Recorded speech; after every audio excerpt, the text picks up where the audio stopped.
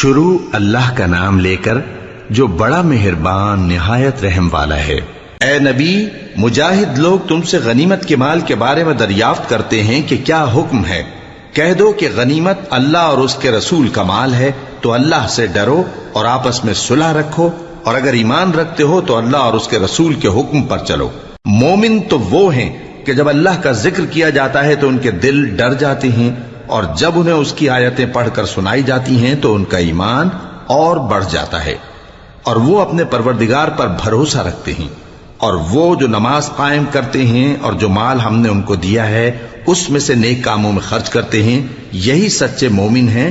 اور ان کے لیے ان کے پروردگار کے ہاں بڑے بڑے درجے ہیں اور بخشش اور عزت کی روزی ہے۔ ان لوگوں کو اپنے گھروں سے اسی طرح نکلنا چاہیے تھا جس طرح تمہارے پروردگار نے تم کو تدبیر کے ساتھ اپنے گھر سے نکالا، اور اس وقت مومنوں کی ایک جماعت ناخوش تھی، وہ لوگ حق بات میں اس کے ظاہر ہونے کے بعد تم سے جھگڑنے لگے، گویا موت کی طرف ہانکے جاتے ہیں اور اسے دیکھ رہے۔ اور اس وقت کو یاد کرو جب اللہ تم سے وعدہ کرتا تھا کہ ابو سفیان اور ابو جہل کے 2 گروہوں میں سے ایک گروہ تمہارے لیے مغلوب ہو جائے گا، اور تم چاہتے تھے کہ جو قافلہ بے شان و شوکت یعنی بے ہتھیار ہے وہ تمہارے ہاتھ آ جائے، اور اللہ چاہتا تھا کہ اپنے فرمان سے حق کو قائم رکھے اور کافروں کی جڑ کاٹ دے، تاکہ سچ کو سچ اور جھوٹ کو جھوٹ کر دے، گو مشرک ناخوش ہی ہوں۔ جب تم لوگ اپنے پروردگار سے فریاد کرتے تھے تو اس نے تمہاری دعا قبول کر لی، اور فرمایا کہ تسلی رکھو، ہم 1000 فرشتوں سے جو ایک دوسرے کے پیچھے آتے جائیں گے تمہاری مدد کریں گے۔ اور اس مدد کو اللہ نے محض بشارت بنایا تھا کہ تمہارے دل اس سے اطمینان حاصل کرے، اور مدد تو اللہ ہی کی طرف سے ہے، بے شک اللہ غالب ہے، حکمت والا ہے۔ جب اس نے تمہاری تسکین کے لیے اپنی طرف سے تمہیں نیند کی چادر اڑا دی اور تم پر آسمان سے پانی برسا دیا تاکہ تم کو اس سے نہلا کر پاک کر دے اور شیطانی نجاست کو تم سے دور کر دے، اور اس لیے بھی کہ تمہارے دلوں کو مضبوط کر دے اور اس سے تمہارے پاؤں جمائے رکھے۔ جب تمہارا پروردگار فرشتوں کو ارشاد فرماتا تھا کہ میں تمہارے ساتھ ہوں، تم مومنوں کو تسلی دو کہ ثابت قدم رہیں، میں ابھی کافروں کے دلوں میں روب و ہیبت ڈالے دیتا ہوں، سو ان کی گردنیں اڑا دو اور ان کی پور پور توڑ دو۔ یہ سزا اس لیے دی گئی کہ انہوں نے اللہ اور اس کے رسول کی مخالفت کی، اور جو شخص اللہ اور اس کے رسول کی مخالفت کرتا ہے تو اللہ بھی سخت عذاب دینے والا ہے۔ یہ مزہ تو یہاں چکھو، اور یہ سمجھ لو کہ کافروں کے لیے آخرت میں دوزخ کا عذاب بھی تیار ہے۔ اے اہل ایمان، جب میدان جنگ میں کفار سے تمہارا مقابلہ ہو تو ان سے پیٹھ نہ پھیرنا، اور جو شخص جنگ کے روز اس صورت کے سوا کہ لڑائی کے لیے کنارے کنارے چلے یعنی حکمت عملی سے دشمن کو مارے یا اپنی فوج میں جا ملنا چاہے، ان سے پیٹھ پھیرے گا تو سمجھو کہ وہ اللہ کے غضب میں گرفتار ہو گیا، اور اس کا ٹھکانہ دوزخ ہے، اور وہ بہت ہی بری جگہ ہے۔ پس تم لوگوں نے ان کفار کو قتل نہیں کیا بلکہ اللہ نے انہیں قتل کیا، اور اے نبی، جس وقت تم نے کنکریاں پھینکی تھیں تو وہ تم نے نہیں پھینکی تھی بلکہ اللہ نے پھینکی تھی۔ اس سے غرض یہ تھی کہ مومنوں کو اپنے احسانوں سے اچھی طرح آزما لے، بے شک اللہ سنتا ہے، جانتا ہے۔ ہوا بھی یوں ہی، اور کچھ شک نہیں کہ اللہ کافروں کی تدبیر کو کمزور کر دینے والا ہے۔ کافروں، اگر تم فیصلہ چاہتے ہو تو تمہارے پاس فیصلہ آ چکا، اگر تم اپنے افعال سے باز آ جاؤ تو تمہارے حق میں بہتر ہے، اور اگر پھر نافرمانی کرو گے تو ہم بھی پھر تمہیں عذاب کریں گے، اور تمہاری جماعت خواہ کتنی ہی بڑی ہو تمہارے کچھ بھی کام نہ آئے گی، اور اللہ تو مومنوں کے ساتھ ہے۔ اے ایمان والو، اللہ اور اس کے رسول کے حکم پر چلو اور اس سے روگردانی نہ کرو جبکہ تم سنتے بھی ہو، اور ان لوگوں جیسے نہ ہونا جو کہتے ہیں کہ ہم نے سن لیا مگر حقیقت میں نہیں سنتے۔ کچھ شک نہیں کہ اللہ کے نزدیک تمام جانداروں میں بدترین وہ بہرے گونگے لوگ ہیں جو عقل سے کام نہیں لیتے، اور اگر اللہ ان میں خیر کی طلب دیکھتا تو ان کو سننے کی توفیق بخشتا، اور اگر یوں ہی انہیں سنوا دیتا تو وہ منہ پھیر کر بھاگ جاتے۔ مومنوں، اللہ اور اس کے رسول کا حکم قبول کرو، جبکہ رسول تمہیں ایسے کام کے لیے بلاتے ہیں جو تم کو زندگی جاوداں بخشتا ہے، اور جان رکھو کہ اللہ آدمی اور اس کے دل کے درمیان حائل ہو جاتا ہے، اور یہ بھی کہ تم سب اس کے روبرو جمع کیے جاؤ گے۔ اور اس فتنے سے ڈرو جو خصوصیت کے ساتھ انہی لوگوں پر واقع نہ ہوگا جو تم میں گناہگار ہیں، اور جان رکھو کہ اللہ سخت عذاب دینے والا ہے۔ اور اس وقت کو یاد کرو جب تم زمین مکہ میں قلیل اور ضعیف سمجھے جاتے تھے اور ڈرتے رہتے تھے کہ لوگ تمہیں اڑا نہ لے جائیں، یعنی ختم نہ کر دیں، تو اس نے تم کو جگہ دی اور اپنی مدد سے تم کو تقویت بخشی اور پاکیزہ چیزیں کھانے کو دیں تاکہ اس کا شکر کرو۔ اے ایمان والو، نہ تو اللہ اور رسول سے خیانت کرو اور نہ اپنی امانتوں میں خیانت کرو، اور تم ان باتوں کو جانتے ہو، اور جان رکھو کہ تمہارا مال اور اولاد بڑی آزمائش ہے، اور یہ کہ اللہ کے پاس نیکیوں کا بڑا ثواب ہے۔ مومنو، اگر تم اللہ سے ڈرو گے تو وہ تمہارے لیے حق و باطل کا فرق ظاہر کر دے گا اور تمہارے گناہ مٹا دے گا اور تمہیں بخش دے گا، اور اللہ بڑے فضل والا ہے۔ اور اس وقت کو یاد کرو جب کافر لوگ تمہارے بارے میں چال چل رہے تھے کہ تم کو قید کر دیں یا جان سے مار دیں یا وطن سے نکال دیں، تو ادھر تو وہ چال چل رہے تھے اور ادھر اللہ تدبیر کر رہا تھا، اور اللہ بہترین تدبیر کرنے والا ہے۔ اور جب ان کو ہماری آیتیں پڑھ کر سنائی جاتی ہیں تو کہتے ہیں یہ کلام ہم نے سن لیا ہے، اگر ہم چاہیں تو اسی طرح کا کلام ہم بھی کہہ دیں، اور یہ ہے ہی کیا، صرف اگلے لوگوں کی حکایتیں ہیں۔ اور جب انہوں نے کہا کہ اے اللہ، اگر یہ قرآن تیری طرف سے برحق ہے تو ہم پر آسمان سے پتھر برسا یا کوئی اور تکلیف دینے والا عذاب بھیج دے،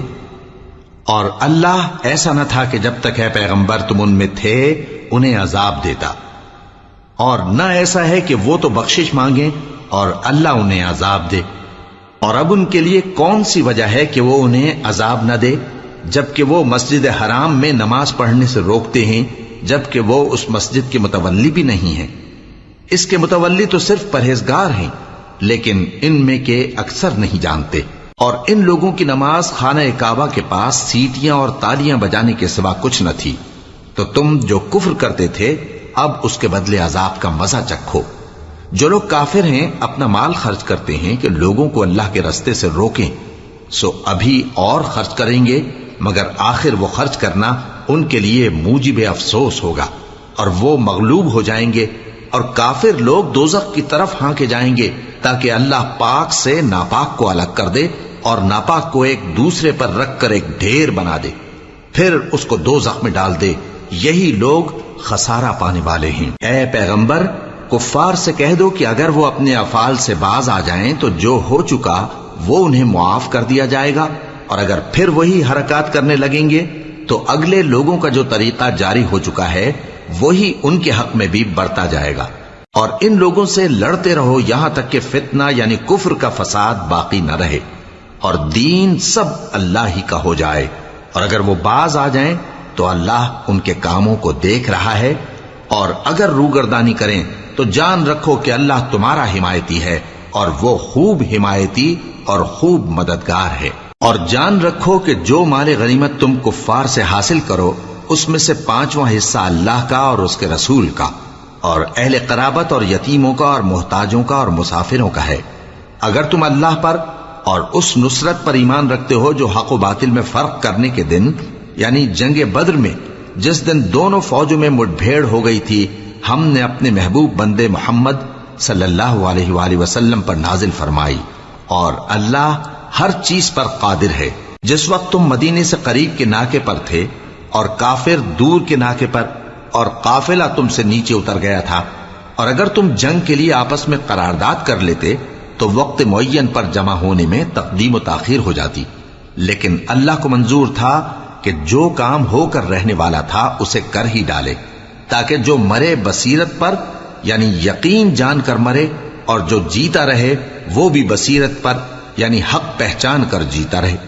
اور کچھ شک نہیں کہ اللہ سنتا ہے، جانتا ہے۔ اس وقت اللہ نے تمہیں خواب میں کافروں کو تھوڑی تعداد میں دکھایا تھا، اور اگر بہت کر کے دکھاتا تو تم لوگ جی چھوڑ دیتے اور جو کام درپیش تھا اس میں جھگڑنے لگتے، لیکن اللہ نے تمہیں اس سے بچا لیا، بے شک وہ سینوں کی باتوں تک سے واقف ہے۔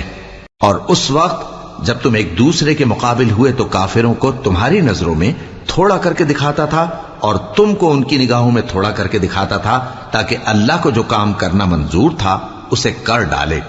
اور سب کاموں کا رجوع اللہ ہی کی طرف ہے۔ مومنو، جب کفار کی کسی جماعت سے تمہارا مقابلہ ہو تو ثابت قدم رہو اور اللہ کو بہت بہت یاد کرو تاکہ مراد حاصل کر لو، اور اللہ اور اس کے رسول کے حکم پر چلو، اور آپس میں جھگڑا نہ کرنا کہ ایسا کرو گے تو تم بزدل ہو جاؤ گے اور تمہاری ہوا اکھڑ جائے گی، اور صبر سے کام لو کہ اللہ صبر کرنے والوں کا مددگار ہے۔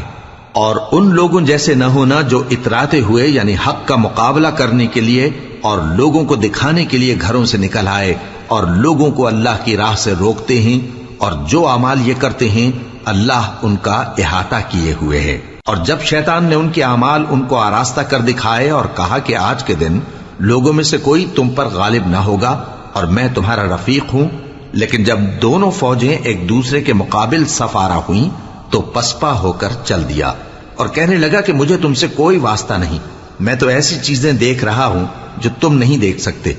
مجھے تو اللہ سے ڈر لگتا ہے اور اللہ سخت عذاب کرنے والا ہے۔ اس وقت منافق اور کافر جن کے دلوں میں بیماری تھی کہتے تھے